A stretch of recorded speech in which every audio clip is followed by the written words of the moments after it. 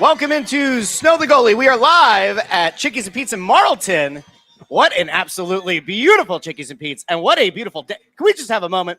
Guys, it is a wonderful Wednesday to be alive. We don't need to talk about last night's game yet. We could just bask in the glow, bask in the glory of a beautiful day of weather, right?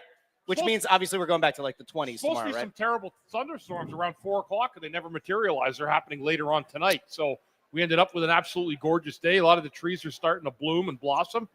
Yeah, we get a cool springs here. We get a cool day tomorrow. Yes. And then it warms back up again after that. Yes, it does. So it's only one day back in the 50s, and then it's nice again. So it's great. Spring. It's a good time. And before we dive into hockey, Russ, I wanted to bring this up because Bundy would get a kick out of this too. So I've been in a car a lot the last couple days, driving back and forth to Washington. Yep.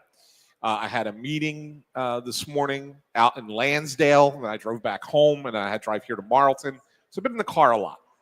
And in order to keep myself sane, I'm not looking for sympathy. In order to keep myself sane, I was like, find different things to listen to. And I just thought to myself, you know, it'd be fun. Let me check out some old episodes of Snow the Goalie. And it's because this happens to be our 300th episode. Is that right? Today is the 300th episode. 300 episodes. Of Snow the Goalie, right? Thank you. 300 episodes. And so, like, I go back towards, like, some of the ones we did at the very beginning. This is before you were part of it. It was just me and Russ.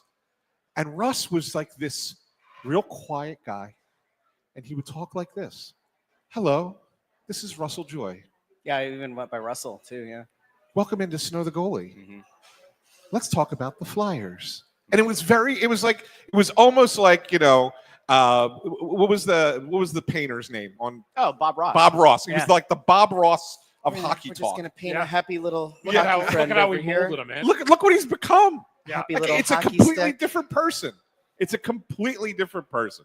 So anyway, thanks to Poo Nugs. Poo Nugs with a super chat. Thanks for meeting my daughter and I at the game against the Hawks. You guys are awesome. Happy 300. Thanks, Poo Nugs. Thanks, Poo Nugs. Appreciate it. But anyway, if you have some free time and you want a good laugh, go back and check out me and Russ talking hockey in 2018. Good God. You know, it's funny too because I started uploading old episodes to YouTube. Like, it's always available in the podcast feed, but I started putting up stuff into the YouTube channel. And I was doing them where I was trying to stagger them a little bit. And then at one point I was just like, all right, the hell with that. Like, I'm just going to put 10 up at once. And I got so many DMs from people going, why are you putting all this stuff up right now? And then the best part is when you get somebody, it says in the description of the episode, this episode originally aired on like April 25th, 2018. That's the first thing on the thing. And you get people who are commenting, guys, why are we talking about Wayne Simmons playing? He's been retired for a while. Anyway, you can lead a horse to water, but you can't make it read. That's all you can do, right? But anyway, so 300th episode, and the Flyers are in a similar predicament to where they've been in a lot of years. The last 299. But look, last night was I was down there in D.C., and I know it was we got to talk about Porter Martone, but let's just dive into the game first. And when you think about the game, guys, everybody in that organization is frustrated today because yet again, like what happened with Columbus, everybody that they needed to lose lost. Everybody. Yep. Everyone. Every game. Everyone. And if they would have won that game last night, even if it was an overtime or shootout, they would be sitting in a playoff spot right now. Yeah. So there was a lot of frustration in that locker room. Danny was not happy. You could tell Talk was a little bit annoyed last night. And it was the two things I think that killed them. And you tell me if you agree, Bundy. The first thing was they were not prepared for Washington to come out and play that physical brand of hockey in the first period. They adjusted to it, and I think that they got better as the game went on. But that first period where it's 2-0 Washington, that's all that the Flyers like trying to wait and react. They figure out how do we play against this team right now. Yeah. The secondary thing, and which has been a problem all season, is special teams. Yeah. 5-on-5, they were fine. Yep.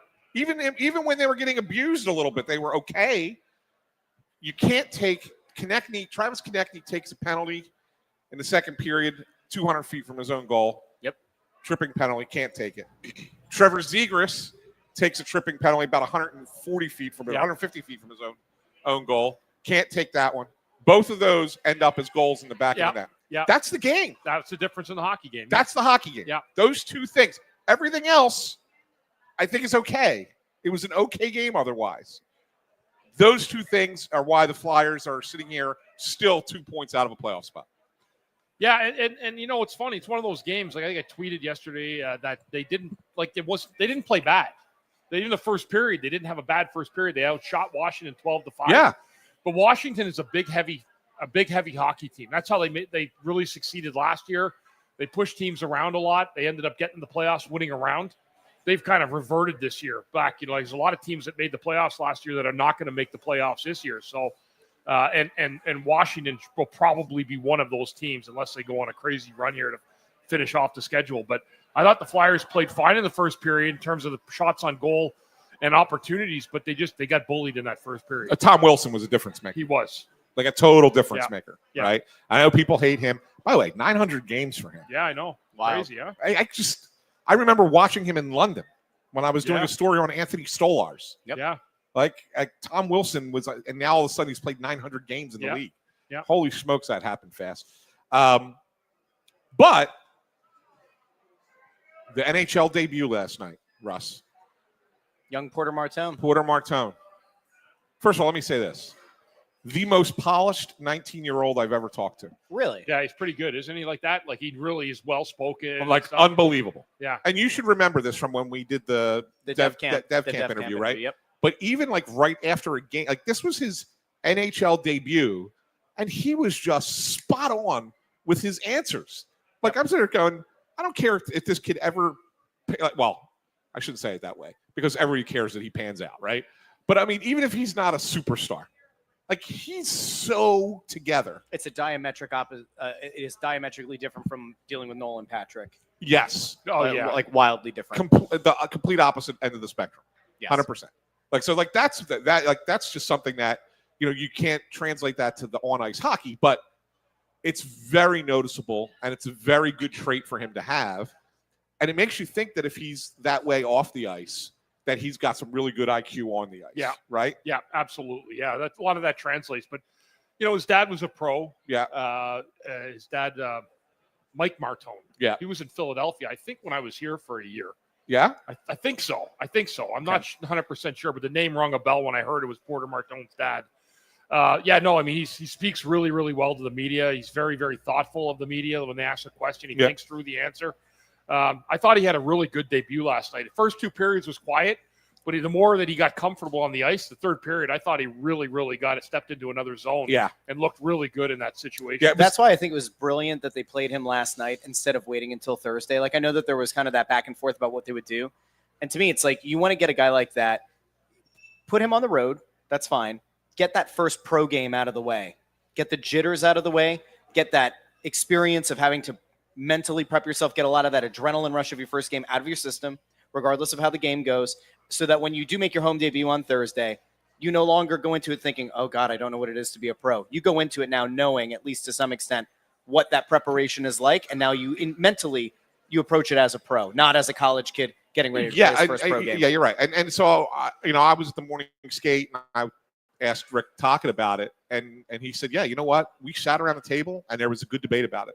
Like there were people who were in the organization on both sides. Should they play him last night or should they wait until Thursday and have him debut at home against Detroit? And ultimately, the rationale for playing him was this kid's already played in big games in his career. Mm-hmm. Captain of Team Canada for World Junior. Yeah. Played in the NCAA tournament with Michigan State. Like he's played big games. Yep. He played world champs last year. Did. Yep. Right. With Team Canada. And the fact that he had been playing just like he didn't need to kind of, ramp up. Like it's not like he'd been sitting around for a while. They just said all those things are benefits. Let's just put him out there. Yep. Plus, Washington's a big team. He's a big kid. Yeah. Right? He likes to play that kind of style. He's not going to shy away from contact. So ultimately, those were the decisions that won out as to why they put him in the lineup. His impact on the game, to Bundy's point, really did feel like it increased as the game went on. Yeah. There was a moment in this game, I think it was in the second period, right? Michkov is behind the net, and he finds him on that feed. Yeah. And you feel like you're just like ever so slightly away from him potting one. It felt like he had no fewer than 4 or 5 opportunities last night in front of net. And you got to imagine that over the course of time, if what he was able to do, especially in college this year in that area, he's going to start potting those goals. Yeah. Awesome to see him as a net front presence, that big body. And and despite the fact that he's such a young dude, and he's certainly not fully filled out yet on that frame, he's willing to go to the dirty areas and get the job done. It does start to make you think about all of the good that could come from him on this team. They have nobody like him on this squad as currently constructed. So I look at it, I know that there were some people who, probably set sky-high expectations. Well, he's got to score tonight. Got to get on the score sheet tonight. No. Let him go out. Let him play his game. Don't put too much pressure on him. Put him in advantageous positions. They did that last night. I mean, I think as a coaching staff, as a team, they put him in positions to be successful. The results in the score sheet weren't there. But I got to think that between now and the end of the year, he's gonna pot a few. He had opportunities last night. Yeah. I mean, the one from Michkov was a really good one, the pass from him. What was really impressive in the third period, Bunny? I don't know if you saw this shift. He's on the ice. I want to say this was about, 5 minutes into the third period. Okay. They're in the offensive end. He's right in front of the net. Jams away, has a chance right in front. Saves. Logan Thompson makes a save. Capitals break out the other way. He hustles back all 200 feet, reaches out because of his size, reaches out his length, and pokes away a puck before there's a glorious chance right on the doorstep. So breaks up an opportunity. Turns right around, goes another 200 feet back the other way, gets another scoring chance from right in front of the net. Yep. He's playing the length of the ice. Yeah. Non-side, just skating. Yeah. And that's a sign. This is your first game in the NHL. Yeah. What is right? Like that should tell you He's a little got bit some of awareness out there. Right? What Tells his you job is. Yeah, it's not just one-way traffic. It's got to be both ends of the ice, and he seems to have a good handle on it. A lot of work left for him to do. Oh, sure. But he has very, very good positionally sound last night, I thought, in that hockey game. Yeah. I mean, look, there's no question. We're going to look at a weakness. It's still his skating. It is. But because of his size, and you being a big guy like that, maybe you can attest to this.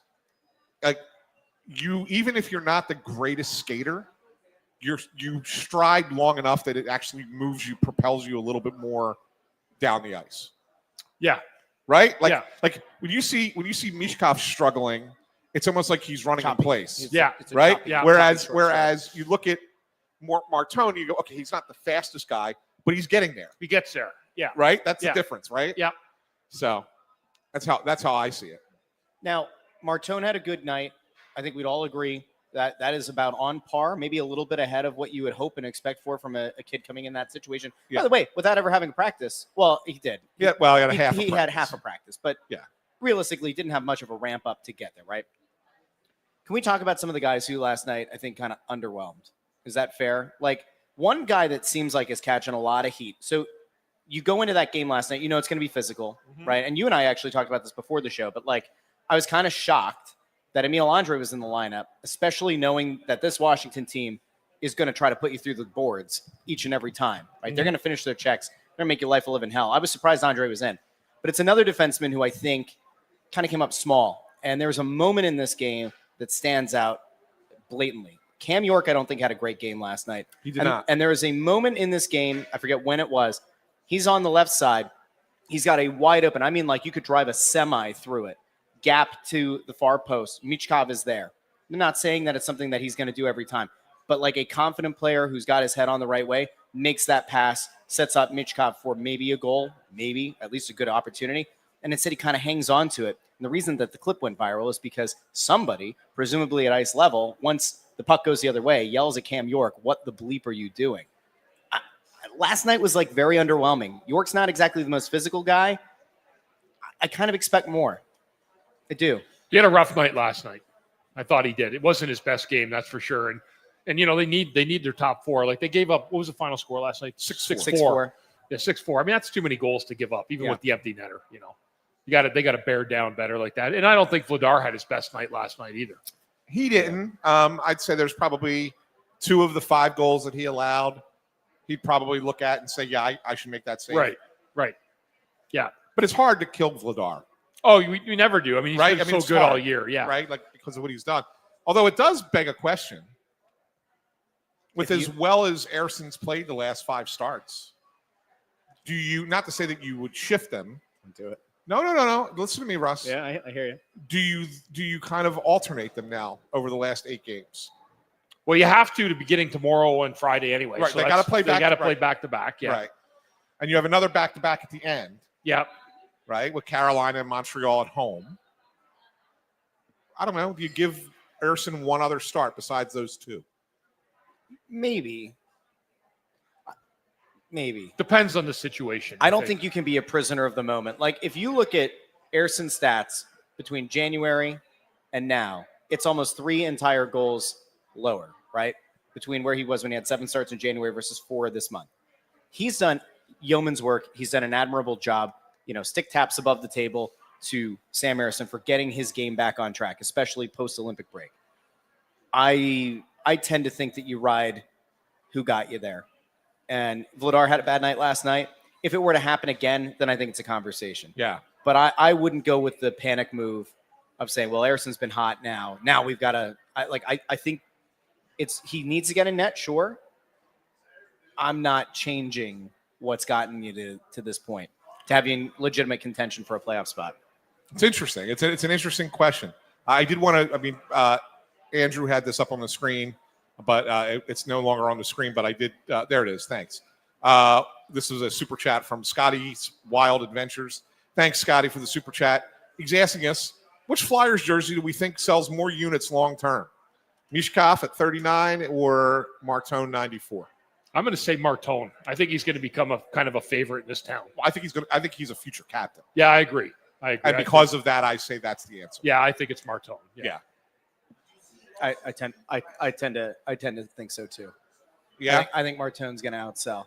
Now, maybe not in the near term. But here is the one thing that I do think really does move the needle for Martone. He's going to be more relatable while the language barrier with Michkov is a thing. You can like a player, you can believe in a player, you could want to buy that guy's sweater, you could do that. But I think people are going to connect a little bit better with Martone because there's no language barrier. I really do. That's true. That is true. And that's not Mishkov's fault. No. It's just the way it is. Did we have a super chat from Fawcett? He says that we did. Did intern not bring it up? All right, here you go. No, it did come up before. He said, found you guys when the Hextall chaos was revealed. Ah, yes. Fawcett, thank you. That was all Russ's fault. What was my fault? I told you I can't talk about it, and then you asked me about it on the air. Yeah, well, I knew it was going to do numbers, and it did numbers. Somebody's got to have a business sense around here. Come on now. What are we doing? So, anyway. Do we know what body fat percentage Martone showed up? I'm just kidding. Stop. I'm just kidding. Stop. Just kidding. Look good because he's in shape. But Bundy, I think they said he was at didn't they say at some point he was single digits? It was low single digit body fat at some point. But he said he put on, I think, roughly 20 pounds, 15, 20 pounds from the start of the college season 15 pounds to where he was now. Yeah.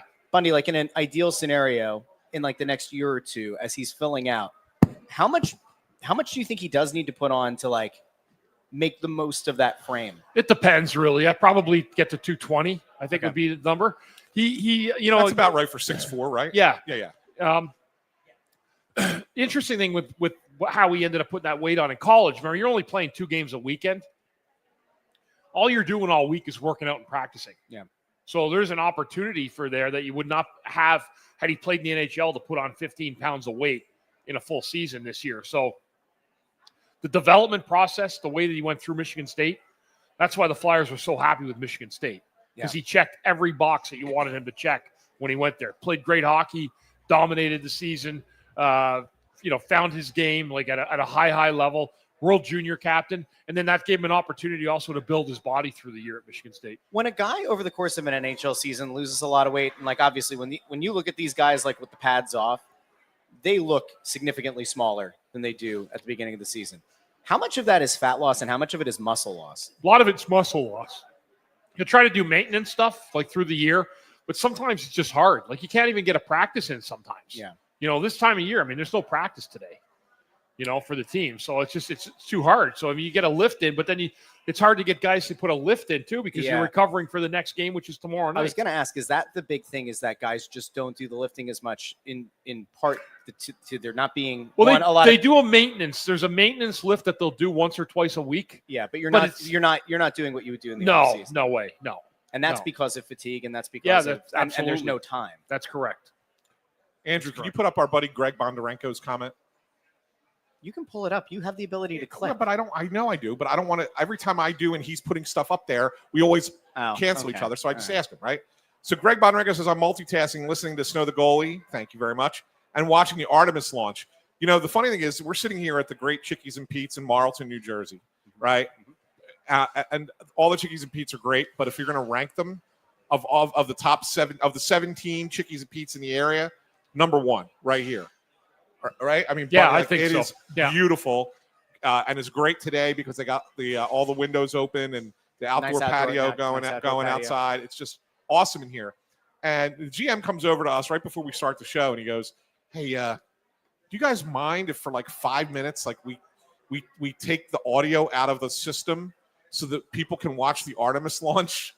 So I think we should actually do a hybrid. In like can 9 we, minutes, can we announce the Artemis launch? In like 9 minutes, the Artemis launch will go off, and there will be some background noise here at Chickies and Pete's. So I thought I'd point that out. Right? Yes, people yelling in the background. Yeah, isn't them yelling at one of our takes being either good or particularly bad. So where's Artemis going, to the moon? Around the moon, right? I thought they were landing on the moon. I thought they were landing on the moon. I think this whole thing is fake news.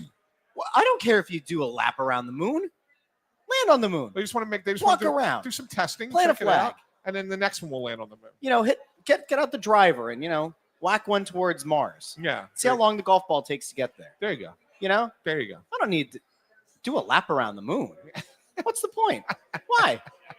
Yeah. Apparently, it's a tune-up mission for when they land. Yeah. Punugs. Why? It says the next mission is landing on the moon. Yeah. Well, you know what? When I took my family down to the National Aquarium in Baltimore a couple weekends ago, I just went to the aquarium. All right. I didn't drive down to Baltimore and say, "All right, kids, well, that was fun," and then come right back home. No, I didn't need to go do like a cursory drive. You mean this wasn't Big Ben Parliament? Big Ben Parliament? Unbelievable. Do you even know what that reference is? No, I have no idea. You know what that reference is? Yeah, that's European vacation. Thank you very much. Yeah. Okay. It's well past Russ's. Yeah, I know. It's just went right over his head. No clue. Went right over his head. No, I was thinking of Parliament, and then I was thinking of the videos coming out of Canada this week. Yes. The NDP. Yes. Can I play my privilege card here as a non-former player? Can I do that really quickly? There you go. Well, I brought up Chickies and Pete's because we are at Chickies and Pete's as we are every Wednesday. Next Wednesday we will be in Drexel Hill, my backyard. Mm-hmm. It's been a bit since we've been there. Good. We go back there next week for what if the Flyers don't make the playoffs? It's the penultimate. It will be the penultimate regular season show. Penultimate regular season show for us at Chickies and Pete's. And then the following week we are in Warminster. Warrington. Warrington. Same thing to me. Warrington. They're two different places, Russell. They have too many names that are too close. Yeah. Warrington. So those are the two that are on the schedule for now. There potentially could be more if things go well for the Flyers. But it's just a reminder that there are 17 Chickies and Pete's locations in the Philadelphia area. You could definitely check it out. Get anything off of their menu. I had the crab cake tonight. Billy from South Philly is here, and he's the first time he had the sweets. The sweets, right? The Krabby Sweets. And he was a fan. Yeah, is he? He's a fan. Got him sold on him? Got him sold Good on stuff, yeah. Got him sold on the Krabby Sweets. But all their food is fantastic. So make sure you check them out and also visit them at one of 2 locations at the I almost said Wells Fargo Center, guys, but at Xfinity Mobile Arena. The Xfinity Mobile Arena, which is either in the East Food Hall or the Southeast entrance in front of Section 103. Somebody said there's a Chickies in Vegas. Is that a thing? Yeah, are you serious? That's what Philly Vegas says. Really? You would assume that Philly Vegas came from Philly, now lives in Vegas, and says there's a Chickies and Pete's in Vegas, Bundy. I'll have to take a look at that. You gonna look that up? I didn't know We're that. doing a little bit of fact checking in real time. I have to check that out. All right, before Artemis launches here in 6 minutes, why don't we do our regular bit, which is the Payroll Service Solutions Player of the Week. There is a Chickies and Pete's in Las Vegas. We're at 2535 South Las Vegas Boulevard, right on the Strip. I'm going to Vegas in a couple of months. There you go. When I do, I'll go take a picture outside. That's crazy. Yeah, I had no idea. Maybe they'll send us there for the draft. For the draft? Is the draft in Vegas this year? No. Oh, just send us there anyway. We'll go pull random hockey fans off the strip. Chickies and Pete's. Anyway, Payroll Service Solutions Player of the Week brought to you by Payroll Service Solutions. Call them today, 1-866-PAY-EASY. That's 1-866-PAY-EASY. I'm going to go third week in a row. I'm going to try. I've failed 2 weeks straight. Been the runner-up 2 weeks in a row. I'm going to go for a third time. Owen Tippett for the past week. Yeah, I think I'm actually, I was thinking about it today, and I was having a hard time putting it together, but I really feel like it's Owen Tippett again. Right? I mean, he's just been that good. Collecting points. I mean, he had the hat trick. Did he have a hat trick prior to last Wednesday or after Wednesday? That was in the game against Detroit, right? Detroit. Yeah, that was last Thursday. Thursday, that's right. Yeah. Yeah. Right? Yep. Okay. Yeah, so Owen Tippett is my my player of the week. Mine too. You're going to go different, or are you going to make it unanimous? So I occasionally am accused of playing devil's advocate. Accused? Sometimes Accused going against the grain intentionally. Accused is a fun word. This is not one of those cases. Like, I have an actual case to make. Owen Tippett is a player of the week. Undoubtedly. Okay. He is. 100%. If you look at his splits, month over month, right? Yeah. So in the month of March, the Flyers played 15 games. They also did that in January, December, and 14 in November, and 10 in October. If you look at his goal production, and you think about the amount of times that he's taken over a game, the month of March is the month that he had the most goals. 8 goals, right, including that hat trick. Mm-hmm. And I think it goes beyond the goals. And we could talk about the play at the end of the game last night that he tried to make that ultimately led to the empty netter the other way. But to me, it's not just Owen Tippett is rushing down the ice and slapping something past the goalie. This is a guy who right now looks as confident as he's ever looked. And it's a guy who's able to now create his own shot. And there's this level of playmaking to him that I don't think we've really seen before. I think pretty definitively he's been their best forward for the better part of 2 months now. There have been moments where you maybe say Noah Cates has had some really good run. Yeah. But I think it's Tippett. And if right now, if I were Travis Konechny or if I were Matvei Michkov, I'd be thanking Owen Tippett because his production has taken a little bit of heat off of some of their lack of productivity on the goal scoring side. So Tippett, congrats. So it happened. We did it. We did it. 3 weeks it took for Owen Tippett to be named the Payroll Service Solutions Player of the Week, brought to you by Payroll Service Solutions. Call them today, 1-866-PAY-EASY for the smart choice. Payroll Services. Payroll Service Solutions caters to the small and medium-sized business, not the large-sized business, but the small and medium-sized business. Keep your large businesses to yourself. Keep your large businesses out of here. They handle all of your payroll needs. So call them today, 1-866-PAY-EASY. Guys, news today. If you have a large business, by the way, maybe you can get somebody from the baseball organization to get rid of, I don't know, like something commemorating the greatest announcer of all time and take that corporate money. I'm sure you had a meltdown about that on the Russ Joy show, right? It's just a disgrace. It's not a disgrace. It's so stupid. It's the dumbest thing I've ever heard. Like, it's the dumbest thing. Everybody having a meltdown about the name on a stadium. Harry the K's, man. Come on. I'm telling you, man. Pay that lady her money. Let's have that nostalgic thing, but in lieu of a good baseball team. Come on. Stop. Oh, I didn't realize. They sent John Middleton to the poorhouse. Yeah. He needs that ghost energy money. It's not that to pay for his players. I don't even want to get into it, but because we're on a hockey show. But yeah, you do realize that once the RSN disappears, they lose a lot of money. Well, that would never happen. It'll never. That's when they'll lose the money, and they're preparing for that. So that's what it comes down to. Anyway, there was news today, guys. Breaking news there. Big news today. Flyers signed David Jiricek. Yeah, I saw that. To a 2-year contract extension, average annual value of $1.5 million.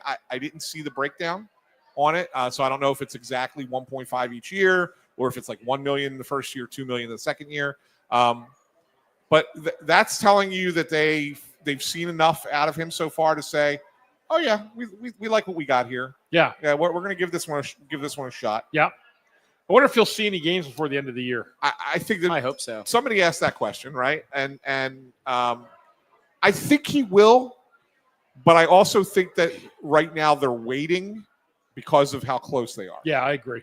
Right? I think it's one of those situations where if they fall out of it and he needs to they'll give him a couple games. Yeah.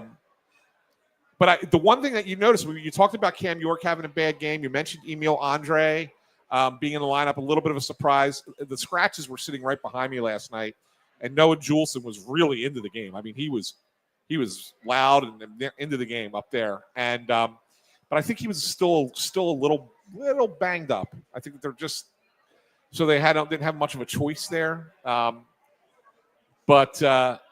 Yeah, I mean, you know that they're a little bit small against a team, a playoff caliber team, or I should say that against a team that plays a style that's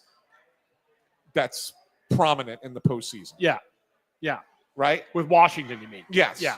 Yurachek isn't exactly known as being this bruiser, though. Either though, like he's a bigger guy, he's a bigger body, but it's a bigger body, right? But if anybody looks at that and says that means that he's a physical defenseman, that's a misnomer. No. But and this is where I'll have Bundy weigh in on this. Just because you don't play, you're not out there doing what Tom Wilson does and banging bodies and whatever. Because of his size, you could still just wear down guys. Yes. Just by leaning on them. Just right? lean on them. Yeah. Just be hard to play against. You don't have to run guys through the boards anymore. You can just wear guys out playing hard along the boards, making quick plays, making them have to come back into traffic every single time. Right. That's what having the size advantage really means nowadays. Right. It's not all about the physicality. No, I mean, you're going to see Tom Wilson's going to run guys because Sure. he's a forward. He's got more of a head of steam than he does. It's hard for defensemen nowadays to really run a guy. Yeah, it really is. Yeah. You got to catch him open ice. Open ice hit where there's nobody that's sneaking behind you for a loose puck. Right. It's got to be perfect timing. Yeah, for sure. I 1,000% would give Yurachek a look up here. And you have to remember, they can't send him back down without clearing waivers. So if he's up, and he stays up. Right. I look at him as a guy who could maybe help you on the power play a little bit. And that to me is the thing that is certainly worth experimenting with. You put him on the third pair, you give him a little bit of power play time and see if that helps. You can do that. You could do that when the games don't matter too, Russ. You could. You know what I'm saying? Yeah. Like that's not something that, oh my God, it's going to make a difference right now. Like you can still wait a few games before you go. And they're still trying to have the Phantoms make the playoffs too. Keep that in mind as well. You don't want to completely strip that team bare. Although they're struggling. They've missed Alex Bump and Denver Barkey a lot, I think. So that hurts. Speaking of and Bjarnason got sent down to the ECHL as well. Well, they wanted to play. Just saying, that was something that I think ideally for them they would have liked to have had him as one of those goalies going on that playoff run. They probably still wouldn't have made him the number one guy. No, I still think it would have been Kolosov would have been the number one guy. Are they in the playoffs right now? I don't know where they're at. Yeah, I don't know either. I haven't looked at it. They were struggling. They were battling. I don't know if they got back into a spot yet or not. And they also, the AHL playoff system is weird. It's like one division takes more teams than another division. Right. Because of the proximity. Yes. Right? Yeah. So you got to just take a look at the standings. It's theahl.com if you're looking for it. Right? I got it. Russell. There we go. Yeah. You passed them. They're up the first top division. I was looking to see. Yeah, they're not right now. They're just missing right now. Missing the playoffs altogether? Mm-hmm. Yeah. Yeah, they're what's Toronto? They're 12th in the conference. No, but it's not. It doesn't matter. It's by division. Okay. So go to the division. Yeah. They're what are they behind Springfield? How many points? Oh, they're tied. Oh, they're tied. Yeah, they're tied on points. But Springfield's got the tiebreaker right now. So they have a game in hand. Yeah. So they're not. Yeah, they're not in at the moment. So anyway, speaking of the defenseman, though, last night, you gonna do it? You're gonna do it. Your boy, playoff Risto, baby. Come on now. Had himself a heck of a game last night. He was the best player on the ice. Yeah, he was really good. He was really good. Yeah.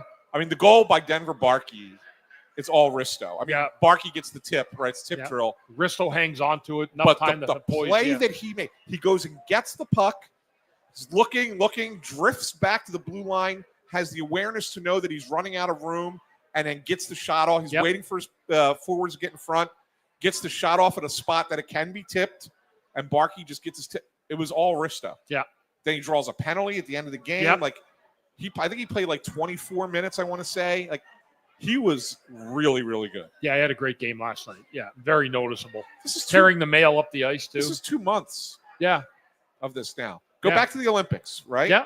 Like the start of February, and then now we're in the beginning of April. It's 2 months that he's been playing a different brand of hockey. Yep. Yep. So, Russ is doing the liftoff thing. Well, we're doing both. See, we're multitasking. Yeah, but that's not. Is that actually it? Yeah, we're men of the people right now. This is the official NASA feed. Okay. I was going to say the NASA feed's ahead of the TV one. The TV feed here that they have in the bars. Artemis has officially lifted off. We are. This is the beauty of checking in with Snow the Goalie. We've got both things going right now. We are the ultimate multi-view experience. 1.7 million people watching that on. And that's just on the NASA feed. On the NASA feed. Is that right? Huh? Yeah. That's on the NASA feed only. Yeah. When you think about it, I mean, it is a cool moment, guys. We've never done history like this together. Oh, they got the rocket sounds and the and Chickies and they were a little late. No, they were a little late. So they're all right. So yeah, a little late. I'll tell you what, man. When I look at a rocket ship like that, man, I'm thinking of a guy like Rasmus Ristolainen, man. Is that your John Gruden? I'm telling you, man. Is that your John Gruden? He's been taking off. He's been going up, up, up. It's his moment, man. I'm telling you, he's golden, golden guy. Well, so that's a good question because we talked a lot about Risto leading up to the trade deadline, and I haven't had a conversation with anyone since the deadline about him. So what I'm about to say is just purely me throwing it out there for conversation. But I was under the impression at the deadline that if they didn't trade him, that they could potentially do it, in the off season, and still try and get what they want to get. If not, you settle for the first round pick at that point. But does the way he's played in the last 2 months and the way that this team is playing, and you see they're getting closer and closer.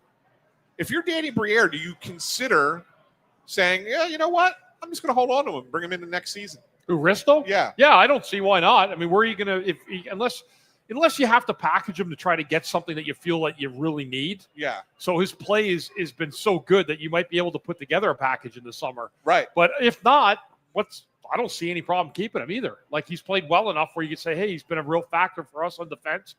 Let's just keep him around. And he's working well with Sanheim right now. Yes. What do you think? I think it's really tough because I do think that at this point you really could become a prisoner of the moment. I have a hard time looking back at his play the last 2 years and looking at the injuries and then saying to myself, I'm good with them running this back. He's played really well. I do at some point encourage the Flyers did something just happen? I think it was good. I think that was separation of the whatchamacallits from the main part of the rocket. There was an audible sound here. That's why.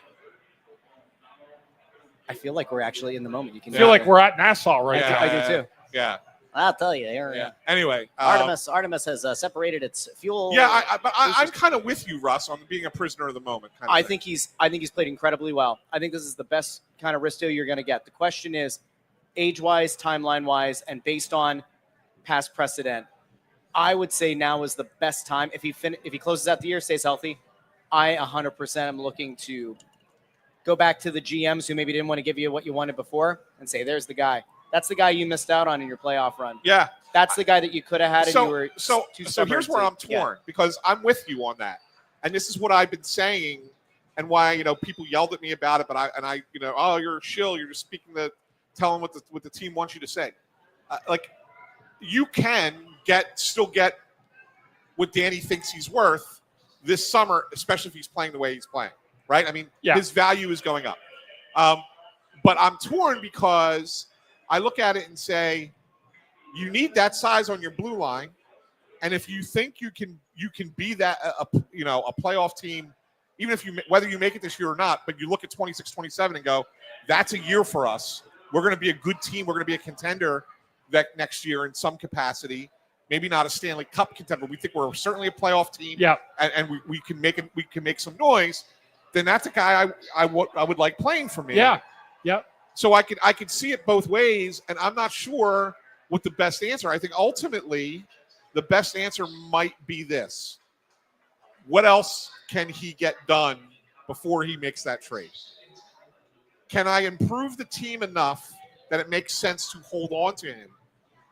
Or can I find his replacement and I get something for him? Like, one of those two things happen?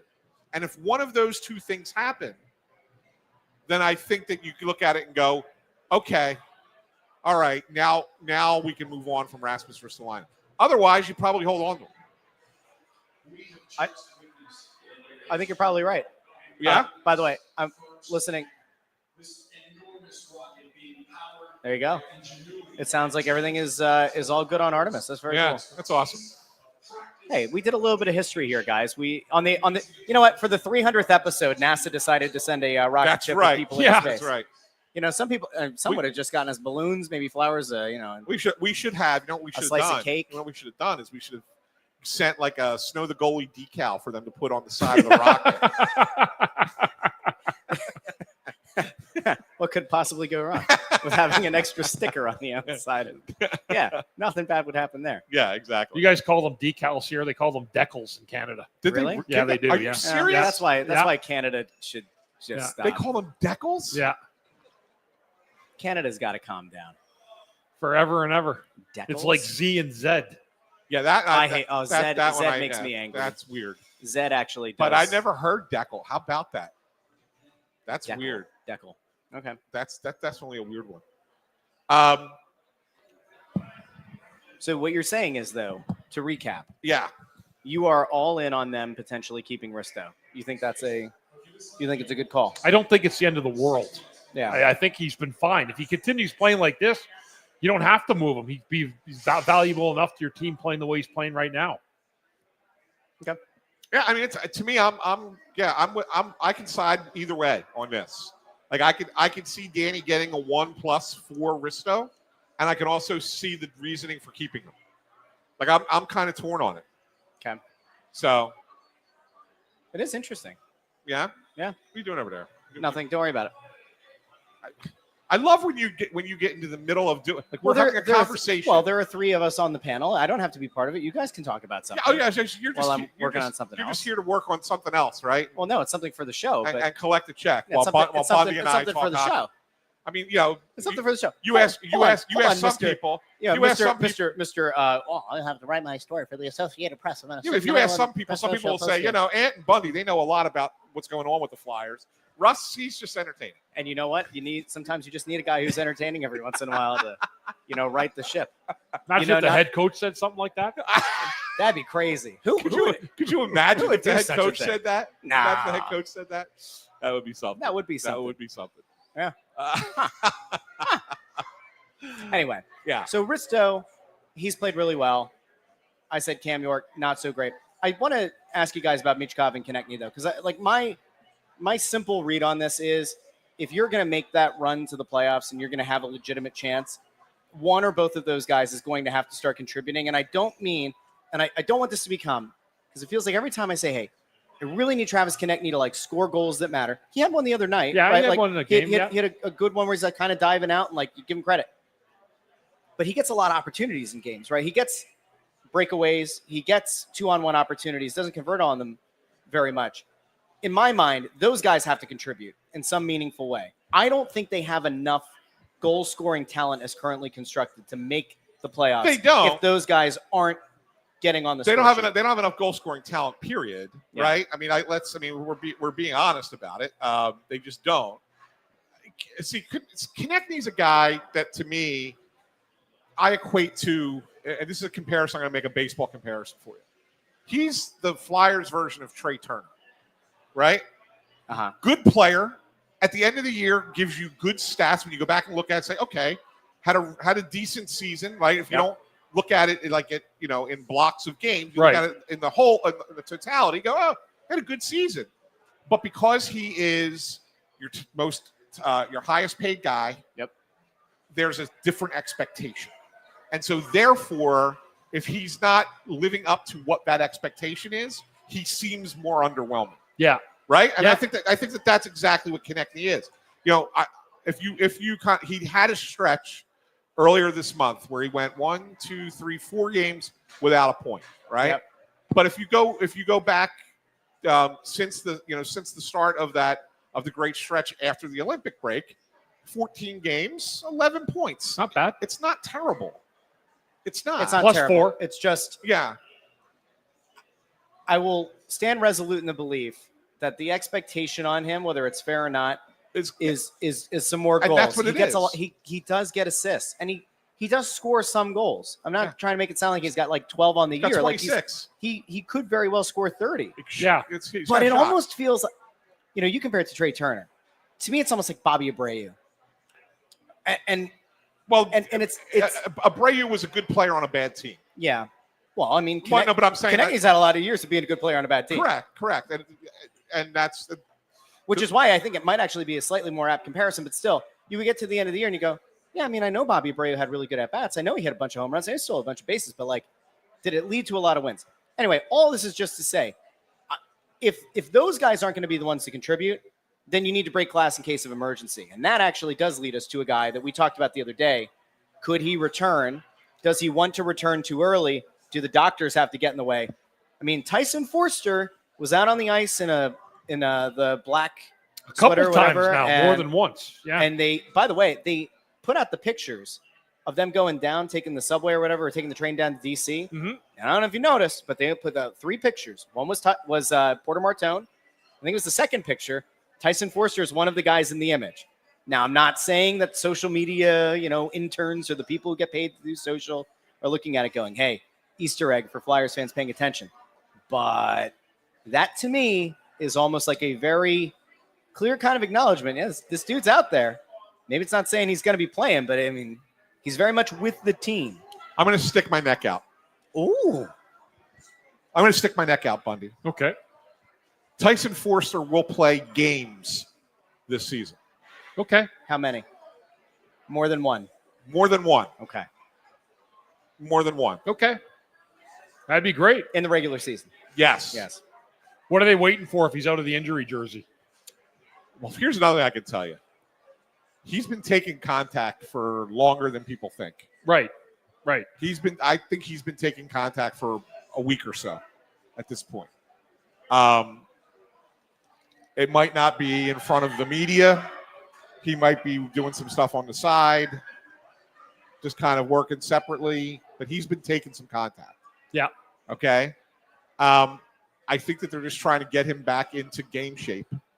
Now, I don't want anybody to think that Tyson Foerster's return is solely built around a playoff pursuit. Because my prediction, my sticking my neck out and saying he's going to play, is either way. Let's say the Flyers lose the next 3 games and they're out of the playoff spot. I think Tyson Foerster plays anyway. Okay. And the rationale behind that is this. If he doesn't play again this year, and I'll defer to you on this too, Bundy, because you've experienced, maybe not personally this way, but guys who've been in this situation. If he doesn't play the rest of this year, he goes into the offseason and he's still kind of in rehab mode. Yep. Right? Yep. And it's not training for the start of the new season. It's more. You're still in recovery from the past injury. I'm getting back from the past injury. Yeah. If you can play in games this year, meaningful or not, you go into the offseason with a fresh slate to the new season. With a different mindset. Yeah, right? I agree. And so, that's why, to me, I think he's going to play. And if it just so happens that the games matter, then the games matter. Right. I just think that that's what it is. That'd be great to see him back. I mean, 10 goals in 21 games before the injury. That's the pace for 40. For like close to 40. Nearly 30, 38, 37 goals. So, yeah. Now, the interesting thing would be is if he does come back and the team is still in playoff contention, what does your lineup look like? Well, that was what I was going to get to. So Grunstrom stayed in last night. Yes. A lot of people thought that Bump was going to stay in. Grunstrom would be the one to come. I think that had to do with the physical nature of the game. I think Bump's going to get back in. I wouldn't be surprised if Bump plays Thursday. And he plays on a line with? who comes out for him? Well, Grunstrom could potentially come out. Grunstrom scored last game, though. Yeah, I Played know. pretty well. I know. It's possible. Maybe, Barkey also scored. That would be the other guy that if you're going to say there's going to be a little bit of a – Tocchet said on the record, he said it was you're going to be a little bit of a rotation. Yeah. So, I got to imagine that those are the 3 guys you're thinking. The fourth line has been what the fourth line needs to be. Yeah, they've been So good. you don't want to touch that. I know people say just get half the way out of it. I get it. I understand he's not going to score, but what the fourth line has done when they're out there has been productive. Yeah. Right? It's been good for the way that the team plays. So it's got to be somebody in the top 9. And so the only people that you're considering in that rotation, I believe, are Grunstrom, Bump, and Barkey. But Barkey's played well. himself. Now, the one thing I could say about Barkey is he's a little banged up. He's playing through some stuff. I know one thing. Yeah. If John Tortorella were still here, it would be Couturier. Couturier would be out. 100%. Yeah. Absolutely. Torts, by the way, did you see him in a suit? Yeah, I saw that. He wore a suit. Yeah, he wore a suit for the suave. first game. Yeah, He looked suave. Yeah. Did you see when he was wearing the tracksuit to the press conference, though? I think it was his first press conference. He had like the chill grandpa kind of look with the tracksuit. Yeah. Now, you know what? Listen, we had our run in with young Torts. Wish him well. You know, I wish him a lot more well now that he's not here. But you know, I still can't believe they hired him. I'm shocked. I'm by not. it, I don't know why that's surprising to you. Shocked. If they knew they were going to move on from Cassidy in the offseason, They should have done it before. If you wanted to bring in Torts at the Olympic break, I understand. I could agree with that to some I extent. understand because then you have time to institute whatever system or whatever changes you want to put in. Maybe There's 8 games to go in a condensed season. There's no practice time. Maybe they thought it was salvageable. I mean, When is he practicing with them? Like, there's just no time. I don't see it. get the rope ready. And I understand because that division is bad, right? I mean, Yeah. whoever wins that, it doesn't matter. Like, somebody coming out of that division is going to reach the conference final and get their doors blown off by whoever survives the Colorado, Dallas, Minnesota path, right? But so I guess you look at it and go, well, if we could get through those 2 series, you never know, right? I mean, maybe that's the rationale. But it doesn't make a lot of sense that it's Tortorella. You should have done it in February. I don't know. Doesn't make any sense. But I think he's gonna. What do we say about the new coach? Right, the new coach bump, right? That boost. If it happened, the one thing that I do find kind of shocking though in all of it, even in the case of Torts of like why he would take the job, he historically has had a lot of really good netminders. Yeah. And when he's found a lot of success, it's been with a very good netminder. Their goalie situation sucks. I mean, it's bad. Vegas is rough. Yeah, it's not very good. horrific. So if he can somehow figure a way to turn that one around, then more power to him. Back to the Flyers, because that's what people are here for. yeah. So, I mean, If we look at, because I wanted to take a look at where they're at now with a few minutes left, unless you had something else you wanted to get to. No, the only thing I was just going to finish up on Barkey, like, he's been playing a little banged up and played really, his last, 3 or 4 games, Bundy, been really good. He gets to the net with such precision, and he's not afraid to stay there. Right. Yeah, it's pretty impressive for a little guy like that, and he's a little guy Right. that gets to the front of the net with that determination. That he And does. I know that impresses the coaching staff. Of course it does, yeah. Right? Because he's all heart. It takes a lot of courage to do what he does.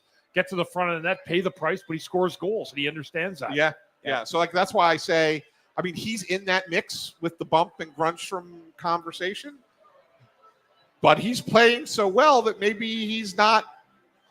Maybe he's the third guy that you would take out. Yeah. I don't know. That's all I had to say about that. All right, so I want to take a look here before we wrap up. Let's do that so that people can see it a little bit better. Here's where things are at right now, entering the evening of Wednesday, April 1st. So as things currently stand, your team, your town, your Philadelphia Flyers, 74 games played, 86 total points. That is the same exact record in points, right, as Detroit and Ottawa, both of whom are ahead of the Flyers. As you can see, the Flyers have the fewest regulation wins, only 23. They lose virtually every tiebreaker, so they've got to finish with more points. They are 2 points behind Columbus, who have played 1 additional game. And then I look more to the Islanders. I think that if you are going to try to make the playoffs and have a shot of winning a first-round series or making it long, you want to get to that third spot. They are 3 points behind the Islanders, and they have 2 games in hand. If everything were to play out perfectly, right, you're in over the Islanders by a single point. It's a good thing that they have a game coming up against the Islanders in the not-too-distant future. Friday night. It's the biggest game of the year. By far. And it's not. There won't The be Islanders do not play tomorrow night either. No. So they'll be rested. They'll be rested, yeah. Yeah. I would argue that this 2-game stretch is the most important stretch for a Flyers team in at least 5 seasons. At least.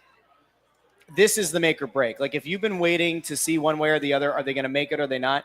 If you pick up 2 wins, preferably in regulation against Detroit and the Islanders on back-to-back nights, well, then we're cooking. Then Then you're cooking with gas. You're cooking if you get 4 points. At that point, you are 100% cooking with 6 games to go. And at that point, they would be in a playoff spot. And then you really do control your destiny. This entire time, over the last 5-6 games, when it's looked like an outside chance, but maybe, it's like you need a lot of help. You have 2 games coming up against Detroit. They got the help they needed last night. They did. That was the game they needed last night. That's why that 2 points still makes me sour today. Yeah. But it is crazy, guys. Like, this whole run right now feels so different to me than the fake playoff run with Torts. It feels entirely different. It is entirely different. I think a lot of it, one, you didn't have the move like Torts benching Couturier and all the negativity around it. But you're looking at the guys who are helping to contribute to this team, and you're thinking about, like, if a Barkey, if a Martone, those guys especially can help and have an impact. Yeah. It's great for the development of those players. I just want to say one thing because Robert Behrman puts this out. He says, still need help on other teams' misfortunes, though. I'm not 100% sure that's the case. I'm pretty sure that if the Flyers were to, let's just say, win out, not to say that that's going to happen, but I'm just saying, like, if they were to win out, right? They have 8 games left.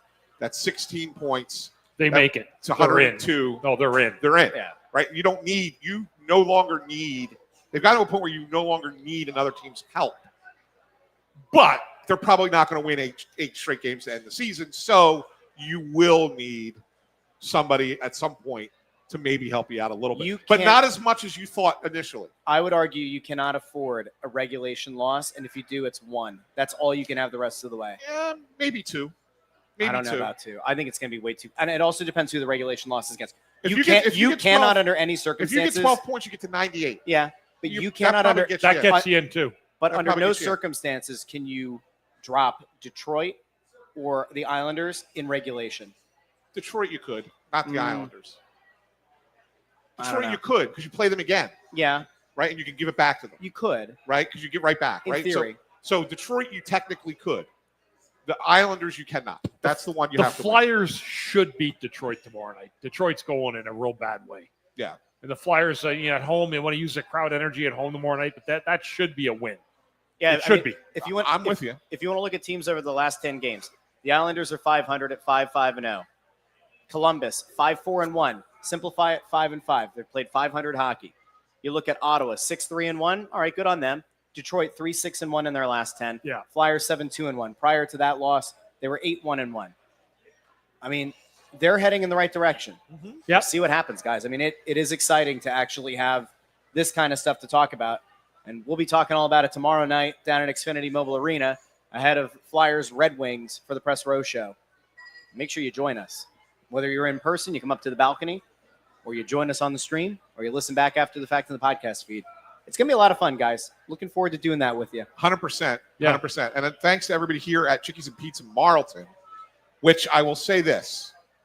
If they make the playoffs, I'm going to request. We have it here? We have it here. Yeah, that'd be great. Of course, it's great for you. It's great for me. Yeah, but it's 2 minutes away. my only time I've been here this year. I had to miss the last one. I know you did. I know. I know you had to miss last It's a wonderful spot. Went to my daughter's game. Yeah. But so, yeah, I will request that we do that here. We'd also have to do one, I think, in South Philly for a home game. Oh, that'd be great. I think we'd have to. Yeah. That'd be great. Throw some bows. So, Little fly. all right, guys. All right, guys. Well, there goes that cheese. Don't get near my cheese. It wasn't near your cheese. You notice that? What does that tell you? Yeah. All right, anyway, big thank you to everybody who tuned in live on YouTube, Facebook, and X. Big thank you to everybody here at Chickies and Pete's. Thanks to intern Andrew. Thanks to Chris Ermer, our engineer. Like the video, share the video, subscribe, and subscribe on your favorite podcast app, Apple Podcasts, Spotify, Pandora, Amazon Music, wherever you get your podcasts. We'll talk to each and every one of you Thursday night on the Press Row Show. Have a great night, everybody. Thanks for tuning in to Snow the Goalie. Talk to each and every one of you